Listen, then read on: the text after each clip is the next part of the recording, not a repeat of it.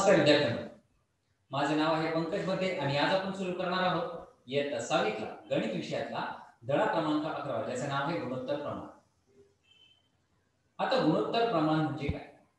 पहा, आपली आई किंवा आपली बहीण किंवा आपले जे मोठे आपल्या घरातले आहेत ते जेवण बनवताना नेहमी एक प्रमाण घेऊन जेवण बनवतात.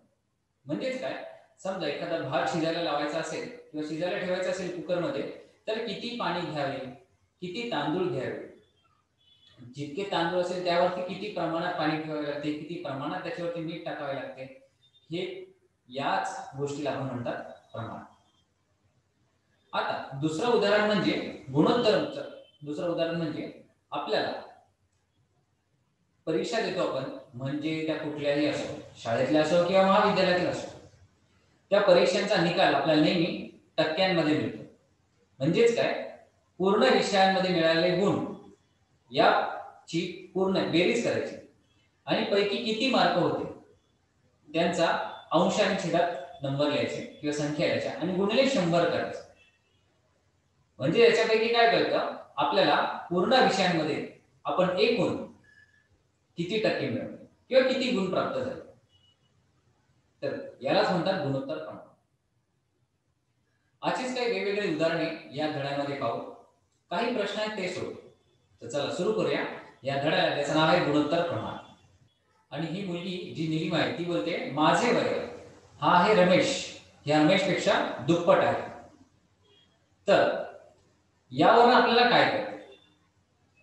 तर आपण मागील इयत्तांमध्ये आपण दोन संख्यांची तुलना करायला शिकलो आहोत किंवा शिकलो होतो. आता आपण आणखी वेगळ्या प्रकारे तुलना कशी करायची हे जरा पाहू. जसे निलिमा 12 वर्षांची असेल किंवा आहे आणि रमेश जर 6 वर्षांचा असेल, तर निलिमा व रमेश यांच्या वयांची तुलना कशी करता येईल? रमेशने वयांची तुलना वजाबाकीने केली तर निलिमाच्या वयाच्या तुलना पटीने केली. पहा, इथे हा म्हटला मी निलिमापेक्षा 6 वर्षांनी लहान आहे. म्हणजेच काय, याने सांगितले त्या हिच्या वयापेक्षा, या निलिमा या मुलीच्या वयापेक्षा त्याचे वय 6 वर्षांनी का लहान आहे, म्हणजे 6 वर्षांनी कमी आहे, म्हणजे वजाबाकीच केली.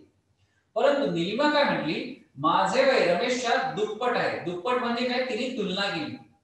तुलना अशी केली की हिच्या या रमेशपेक्षा, या रमेश या नावाच्या मुलापेक्षा तिचे वय किती आहे, दुप्पट आहे. जेव्हा आपण दुप्पट म्हणतो तेव्हा तुलना करतो, बरोबरी करतो. आणि हा याने इथे लिहिले की मी हिच्यापेक्षा, मी निलिमापेक्षा 6 वर्षांनी लहान आहे, म्हणजे याने वजाबाकी केली. तर आता पाहू आपल्याला गुणोत्तर प्रमाण कसे करायचे. तर इथे पहा, निलिमाचे वय रमेशच्या वयाच्या दुप्पट आहे. हीच माहिती आपण निलिमा व रमेश यांच्या वयाच्या प्रमाणे लिहितो. ते प्रमाण कसे लिहितो पहा, 2:1 असे लिहितात. 2:1 याचे वाचन कसे करतो, याचे वाचन करतो 2:1 म्हणजे बघा, 2 टिंब आणि 1 असे जर लिहिले असेल तर याचे आपण वाचन करतो 2:1 असे. आता गणिती भाषेत दोन संख्यांचे प्रमाण गुणोत्तराच्या भाषेत लिहिता येते. कुठल्याही दोन संख्यांचे प्रमाण आपण नेहमी गुणोत्तर भाषेत लिहू शकतो. 2:1 हे प्रमाण खरं तर गुणोत्तर रूपात 2 अंशात आणि 1 छेदात असे लिहितात. म्हणजेच या दोन टिंबांच्या बिंदूंच्या डावीकडची बाजू ही नेहमी अंश असते आणि उजवीकडची बाजू ही नेहमी छेदात असते. तर 2:1 हे प्रमाण आपण गुणोत्तर रूपात कसं लिहितो, 2:1 असे. आता अजून एक उदाहरण घेऊ, प्रमाणाची व्यवहारातली उदाहरण. पहा, एक उदाहरण आहे, जानकी अम्मांनी बनवलेल्या इडल्या व डोसे हे खूप चवदार असतात. इडलीच्या पिठासाठी त्या 1 वाटी उडीद डाळीस 2 वाट्या तांदूळ हे प्रमाण वापरतात. पहा, इडल्या बनवण्यासाठी या जानकी अम्मा काय करतात, 1 वाटी उडीद डाळ करतात. किती तांदूळ वापरले, 2 वाट्या. 1 वाटी उडीद डाळ घेतली, त्यासाठी किती वापरले, 2 वाट्या तांदूळ वापरले. आणि जर डोसा बनवायचा असेल तर 1 वाटी उडीद डाळीस 3 वाट्या तांदूळ घेतात. तर याला म्हणतात प्रमाण. म्हणजेच इडलीसाठी डाळ व तांदूळ यांचे प्रमाण किती झाले, 1 वाटीसाठी 2 वाट्या तांदूळ, 1 वाटी उडीद डाळीसाठी 2 वाट्या तांदूळ, म्हणजे 1:2 असे लिहितो. तर मग गुणोत्तर प्रमाणात कसे लिहितो आपण, 1/2. आणि इडलीसाठी जर पाहिजे असेल तर आपण काय लिहितो, इडलीमध्ये डाळ आणि तांदूळ यांचे प्रमाण कसे, 1:2. 1:2 म्हणजे पहा, 1 वाटी तांदूळ 1 वाटी आपण उडीद डाळ घेतली, 3 वाटी आपण काय घेतले तांदूळ घेतले, म्हणजेच काय एकाच 3. यालाच आपण कसे लिहिणार 1/3. तर अशा प्रकारे आपण गुणोत्तर प्रमाण किंवा गुणोत्तर असे लिहितो. पहा, जानकी अम्मेंनी ज्यांनी इडलीसाठी 1 वाटी उडीद डाळी 2 वाट्या तांदूळ घेतले, तर आपण काय लिहिले 1/2. तेच आपण गुणोत्तर प्रमाण कसे लिहिले गुणोत्तरात लिहिले 1/2. डोसा बनवण्यासाठी आपण काय घेतले 1 वाटी उडीद डाळी 3 वाट्या तांदूळ घेतले, म्हणजे आपण 1/3 प्रमाण वापरले, म्हणजेच काय 1/3. यावरने समजून घ्या आपल्याला गुणोत्तर किंवा गुणोत्तर प्रमाण कसे लिहायचे ते. तर जेव्हा आपण असे लिहितो 1/3 किंवा 1/2 हे झाले प्रमाण, आणि जेव्हा आपण 1/2 किंवा 1/3 लिहितो तर हे झाले गुणोत्तर. तर आपण प्रमाणातही लिहू शकतो किंवा गुणोत्तरातही ती संख्या लिहू शकतो. आता अजून एक उदाहरण पाहू. या आहेत मार्गारिटा. मार्गारिटाचे बिस्किट छान असतात. ती बिस्किटांसाठी 2 वाट्या साखरेबरोबर 3 वाट्या गव्हाचे पीठ वापरते. पहा, इथे प्रमाण काय घेतले 2 वाट्या साखरेसाठी 3 वाट्या गव्हाचे पीठ. म्हणजेच बिस्किटांमध्ये साखर पिठाचे प्रमाण कसे घेतले 2:3. आणि हे जर प्रमाण गुणोत्तरात लिहायचे असेल तर आपण कसे लिहिणार 2/3. म्हणजे किंवा त्याचे गुणोत्तर आहे 2/3.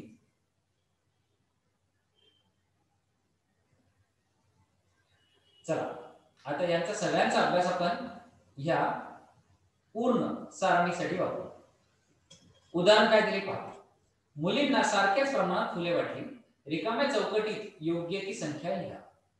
आता इथे मुली दिल्यात वरती 3, 5 इथे संख्या आपल्याला शोधायची आहे, आणि इथे आहे 1, आणि इथे फुले आहेत 12 इथे संख्या शोधायची, इथे 32 आणि इथे शोधायची. ही काय आहे ते आपण तोंडी काढू शकतो. तर पहा, मुली किती आहेत पहिल्या जागेत काय लिहिले बघा 3 मुलींसाठी फुले किती घेतली 12. लक्षात घ्या 3 मुलींसाठी फुले किती घेतली 12. तर इथे पहिल्यांदा मुलींची संख्या घेऊ. आपल्याला गुणोत्तर लिहायचे म्हणून पहिले मुलींची संख्या घेतली, त्याच्या छेदामध्ये काय लिहिले फुलांची संख्या. तर 3/12 असे लिहिले. तर 3 ने 12 ला भागले तर काय उत्तर आले 1/4. म्हणजे एका मुलीकडे आपण किती फुले दिली 4 फुले. म्हणजे आपण काय लिहिले बघा, म्हणजे एका मुलीस आपण 4 फुले मिळाली असे घेतले. तर पहा, जर एका मुलीस 4 फुले मिळाली म्हणजेच काय आपले प्रमाण काय झाले 1/4. आणि जर गुणोत्तर लिहायचे असेल तर आपण कसे लिहिणार 1/4. तर पहा, मुली व फुले यांचे प्रमाण 1/4 आहे. ते आपल्याला गणिती स्वरूपात कसे लिहितो ते 1, 2 बिंदू आणि 4 म्हणजे 1/4. किंवा त्याचे गुणोत्तर लिहायचे असेल तर आपण काय लिहितो 1/4 लिहितो. तर आपण त्याचे उत्तर कसे लिहितो गुणोत्तर 1/4 असे लिहितो. तर पहा, एका मुलीस 4 फुले आहेत, तर 5 मुलींसाठी किती होतील. तर एका मुलीस 4 आहे तर 5 साठी म्हणजे ह्यालाही 5/5 ने म्हणजे अंशाचा आणि छेदाचा 5 ने गुणले तर इथे मिळेल 5. म्हणजे मुलींची संख्या झाली 5. आणि छेदामध्ये जर 5 ने गुणले तर 4 गुणिले 5 होतात किती 20. तर इथे आपली संख्या येते 20. तसेच इथे बघा मुलींची संख्या माहिती नाही, पण आपल्याला आता फुलांची संख्या दिली. म्हणजेच काय गुणोत्तरामध्ये छेदाची आपण फुलांची संख्या छेदामध्ये घेतली. म्हणजे इथे 32 ची संख्या दिली आणि आपल्याला अंशामध्ये मुलींची संख्या शोधायची आहे. तर इथे पहा, इथे फुलांची संख्या दिली आहे ती आपण लिहिणार छेदामध्ये, आणि मुलींची संख्या शोधायची ती आपण लिहिणार अंशामध्ये. तर पहा 32 आपल्याला संख्या काढायची आहे. तर 4 ला कशाने गुणले तर 32 येईल, तर 8 ने गुणले तर 32 येईल. म्हणजेच काय अंश आणि छेद जर आपण 8 ने गुणले तर आपल्याला बरोबर छेदामध्ये 8 गुणिले 4 हे 32 उत्तर येते. परंतु अंशात गुणले तर 8 गुणिले किती येणार 8. म्हणजे इथे 8 मुलींसाठी आपण किती 32 फुले झाली. आणि इथे एक मुलगी आहे तर आपण पहिलेच उत्तर काढले 1/4. म्हणजे एका मुलीसाठी आपण किती फुले आली मिळाली 4. तर अशा प्रकारे आपल्याला गुणोत्तर प्रमाणात आपल्याला काय करते एका व्यक्तीसाठी आपण किती फुले जमा करू शकतो. आता वळूया पुढच्या उदाहरणाकडे. यात पहा काय दिले. वर्गातील प्रत्येक विद्यार्थ्याने आपल्या वयाचे आजीच्या वयाशी असलेले गुणोत्तर काढले. पहा, आपल्या वर्गामध्ये जितकी सारी मुले आहेत त्यांनी आपल्या आजी बरोबर आपले वय किती आहे किंवा कसे आहे याचे गुणोत्तर काढले किंवा प्रमाण काढले. त्यानंतर आपण गुणोत्तरही काढू शकतो. तर इथे पहा, जॉन हा एक मुलगा आहे. जॉनचे वय 10 वर्ष आहे तर त्याच्या आजीचे वय 65 वर्ष आहे. लक्षात घ्या, आता विद्यार्थ्याने आपल्या आजी बरोबर वयाची तुलना केली किंवा त्याच्याबरोबर गुणोत्तर काढले किंवा त्याचे प्रमाण काढले. तर जॉनचे वय किती आहे 10 वर्षे व त्याच्या आजीचे वय किती भेटले 65 वर्षे. म्हणजेच काय, जॉन म्हणाला की त्याच्यासाठी हे गुणोत्तर 10/65 किंवा 10/65 आपण लिहिले तरी चालेल. 10/65 म्हटले तर ते झाले प्रमाण आणि 10/65 म्हटले तर ते झाले गुणोत्तर. तर आपल्याला गुणोत्तर काढायचं तर आपण 10/65 लिहू. आता पहा, ह्या दोन्ही संख्येच्या शेवटी वरच्या संख्येमध्ये पहा, अंशामध्ये आपल्याला 0 आहे. 0 आहे म्हणजे या संख्येला 2 आणि 5 किंवा 10 या संख्या छेदू शकतात. परंतु छेदामध्ये पहा 65 आहे, त्याच्या सगळ्यात शेवटी 5 आहे. म्हणजेच काय, या 65 ला 5 ने भाग जाऊ शकतो आणि फक्त 5. आपण काम करू, अंश आणि छेदाला 5 ने भागूया. तर अंशाला 5 ने भागले तर उत्तर किती आले? 10/5 आले, उत्तर 2. तसेच 65 ला जर 5 ने भागले तर उत्तर किती आले? 13. कारण 13 गुणिले 5 हे 65 आहे. 13 5 65. मग आपले उत्तर काय भेटले? 2/13. तर हे पहा, हे 2/13 आपण कसे काढले? तर सममूल्य अपूर्णांकाचा उपयोग करून. सममूल्य अपूर्णांक म्हणजे काय? या दोन्ही संख्यांचा आपल्याला समान विभाजक शोधायचा, त्याला म्हणतात सममूल्य अपूर्णांक. याचा उपयोग करून गुणोत्तर संक्षिप्त रूपात लिहिता येईल. संक्षिप्त म्हणजे काय? कमीत कमी संख्येत आपण त्याचे गुणोत्तर लिहू शकतो. तर लक्षात ठेवा, आपल्याला समजा आपल्याला लिहिले एका मोठ्या जहाजामध्ये 20 कंटेनर आहेत किंवा 100 कंटेनर किंवा 1000 कंटेनर आहेत आणि 1000 कंटेनर मध्ये आपण म्हटले तर एका कंटेनर मध्ये समजा 100 गाड्या असतील, तर 1000 कंटेनर मध्ये किती? तर याचे उत्तर आपण प्रमाणात गुणोत्तरात जर काढायचं असेल तर आपल्याला त्याला सममूल्य अपूर्णांकाचा उपयोग करून काढावा लागेल. तर लक्षात ठेवा, आपल्याला कमीत कमी संख्येत जर काढायचं असेल तर आपल्याला उत्तर मिळू शकते. आता पुढचे उदाहरण, निखिलने 12 पेरू व 16 चिकू आणले. लक्षात घ्या, आपल्याला निखिलने किती पेरू आणले? 12 आणि 16 चिकू आणले. तर पेरू आणि चिकूचे आपल्याला जर गुणोत्तर काढायचे असेल तर कसे काढणार? 12 पेरू 16 चिकू. तर पेरूंची संख्या आणि चिकूंची संख्या आपण गुणोत्तरात लिहू. तर 12/16 लिहू. पण लक्षात घ्या, दोन्ही संख्या या 4च्या पाड्यात आहेत, म्हणजे 4 ने त्याला भाग जाऊ शकतो. तर प्रयत्न करायचा की मोठ्यात मोठी कुठली संख्या ही जी दोन्ही संख्यांना भागू शकते, तर ती आहे 4.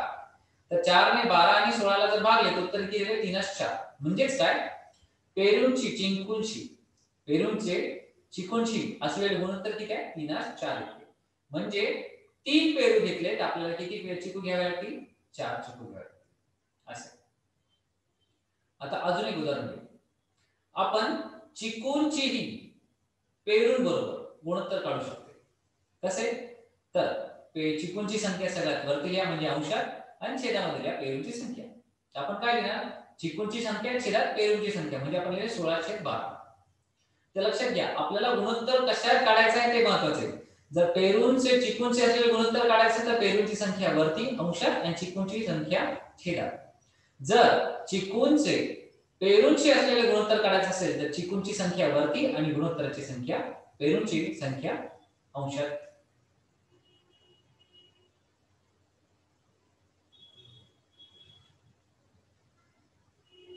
आणि समजा चिकूंचे आपल्याला पेरूंची गुणोत्तर काढायचं असेल तर चिकूंची संख्या अंशात आणि पेरूंची संख्या छेदामध्ये द्यायची.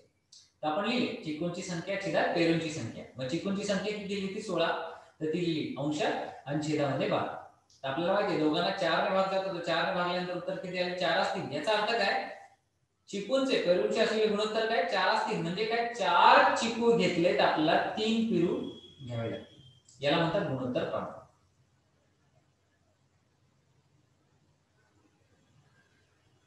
आता गुणोत्तरासंबंधी महत्त्वाच्या बाबी काय आहेत ते जाणून घेऊ. एक उदाहरण दिले, गुळाची लहान ढेप 1 किलोग्राम वजनाची आहे व गुळाच्या खड्याचे वजन 200 ग्राम आहे.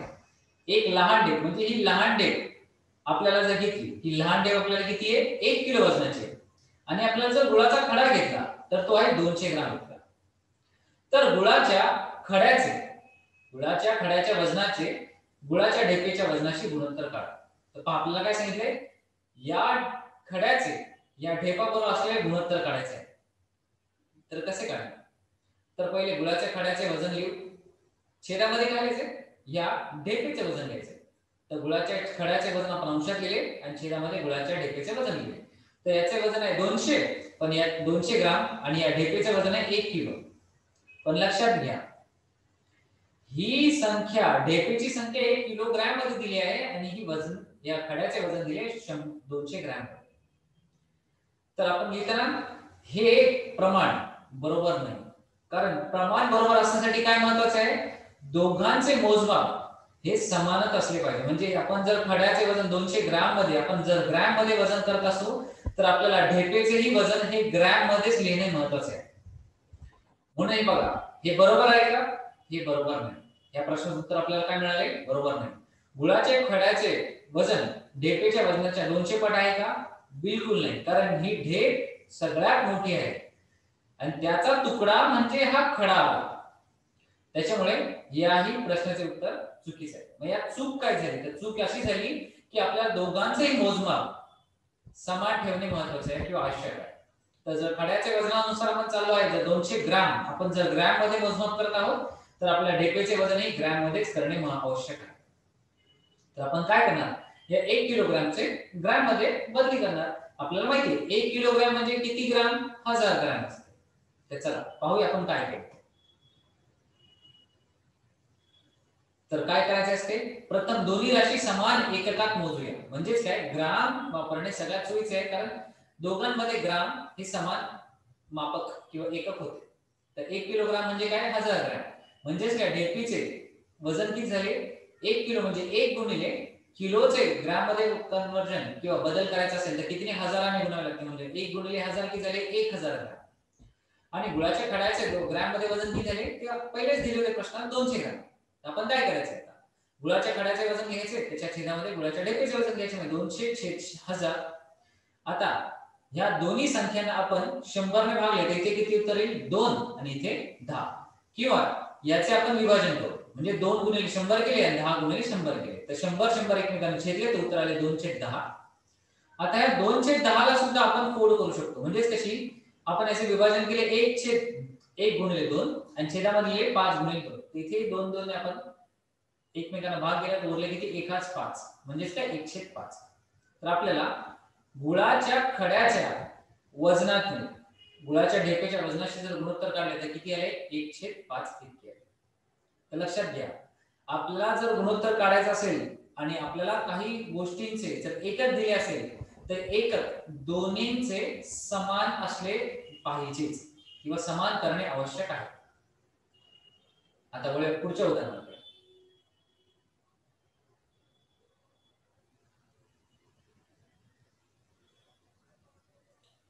तर पहा, गुणोत्तर काढताना आपल्याला काय महत्वाचं आहे, दोन्ही ज्या राशी किंवा दोन्ही ज्या वस्तूंची आपल्याला दिल्या आहेत त्या दोन्ही वस्तूंचे आपल्याला एकक हे समान ठेवणे आवश्यक आहे. तर चला आता वळूया पुढे. आपल्याला काय समजलं, एकाच प्रकारच्या म्हणजेच राशीच्या मापांचे गुणोत्तर काढताना त्या मापनांची एकके समान असले पाहिजेत किंवा समान करणे आवश्यक आहे. आता उदाहरण घेऊ. शाळेतील मुलींसाठी हॉस्टेल बांधायचं आहे. दर 15 मुलींसाठी 2 शौचालय आहेत असे ठरले आहे. 75 मुली हॉस्टेलमध्ये राहणार असतील तर त्या प्रमाणात किती शौचालय बांधावे लागतील. आता लक्षात घ्या, मुलींसाठी हॉस्टेल बांधायचे तर दर 15 मुलींसाठी 2 शौचालय, म्हणजे 75 मुली जर हॉस्टेलमध्ये राहणार असतील तर त्याचे प्रमाण किती किंवा शौचालय किती बांधावे लागतील हे आपल्याला शोधावे लागेल. तर आपण काय केले, याची उकल पहा. शौचालय व मुलींची संख्या यांचे प्रमाण म्हणजेच गुणोत्तर पाहू. तर आपल्याला काय गुणोत्तर आहे, 75 मुली जर घेतल्या तर आपल्याला शौचालय किती, तर किती शौचालय पाहिजे त्यासाठी आपण x हे चल वापरू. तर 75 मुलींसाठी x शौचालय लागतील असे मानून चालू. आता आपल्याला इथे दिली, आपल्याला दरही दिले, 15 मुलींसाठी 2 शौचालय, म्हणजे याचे गुणोत्तर प्रमाण किती झाले, आपल्याला प्रत्येक मुलींसाठी दर 15 मुलींसाठी 2 शौचालय. आपण याचे गुणोत्तर आपल्याला शौचालयास मुली म्हणजे शौचालयास आणि मुलींचे याचे गुणोत्तर लिहू शकतो. म्हणजे किती शौचालय 15 मुलींसाठी लागतील, म्हणजे 2:15 आपण असे लिहू शकतो. तर शौचालयाची संख्या मुलींची संख्या यांचे गुणोत्तर आपण 2:15 असे किंवा 2/15 असे लिहू. आता इथे पहा, 75 मुलींसाठी 1 शौचालय म्हणजेच काय, x/75 आणि इथे 44 ची संख्या मुलींची संख्येचे गुणोत्तर किती आहे 2:15 म्हणजे 2/15. आता या दोघांची आपण बरोबरी करू. आपण लिहिले 1/75 बरोबर 2/15. आता इथे दोन वेगवेगळ्या प्रकारे आपण हे गणित सोडवू शकतो. पहिले कसे तर हे 75 जर आपल्याला काढायचे असतील तर आपल्याला काय करावे लागेल दोन्ही बाजूला आपल्याला 75 ने गुणावे लागेल कारण तेव्हाच ह्या पूर्ण समीकरणाचा अर्थ समान राहील किंवा सारखा राहील. तेव्हा दोन्ही साइडला दोन्ही बाजूला जर आपल्याला या डाव्या बाजूला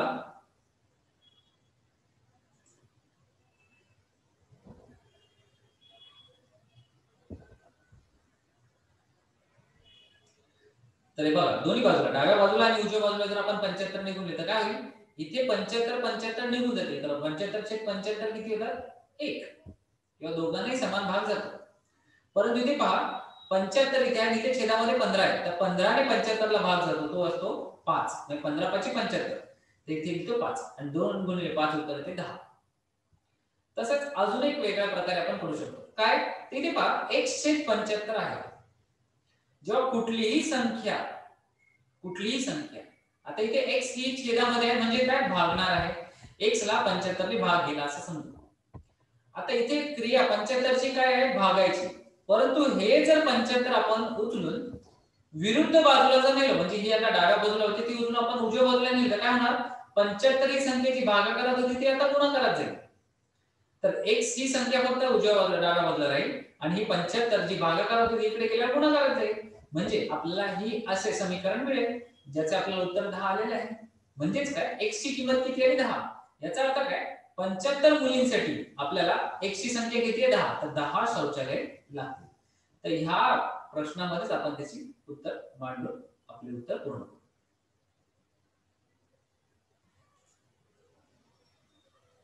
तर चला आज आपण काय शिकलो आज आपण शिकलो गुणोत्तर आणि प्रमाण म्हणजेच काय.